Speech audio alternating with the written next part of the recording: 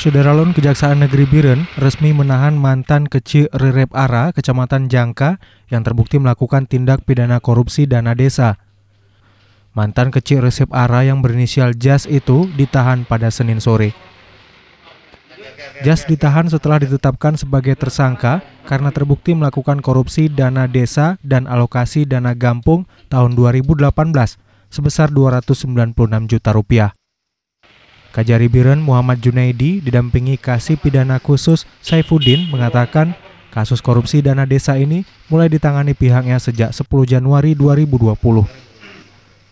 Untuk diketahui, kisruh roda pemerintahan desa Rerep Ara telah terjadi sejak setahun terakhir yang menyebabkan desa itu tidak dapat mencairkan bantuan dana desa dan alokasi dana desa Gampung tahun 2019 sebesar Rp800 juta lebih yang terpaksa dikembalikan ke kas daerah.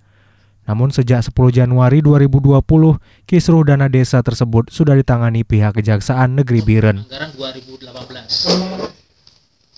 Tidak ada upaya pengembalian, Pak? Sampai saat ini tidak ada. Sementara kerugian negara yang telah dihitung? Tadi sudah saya sampaikan sekitar 296 juta. Kasus ini ditangani sejak tanggal 23 Maret, Pak. Kalau peaknya baru 23 Maret 2020. Maaf. Tapi penanganan dari awal leadnya tanggal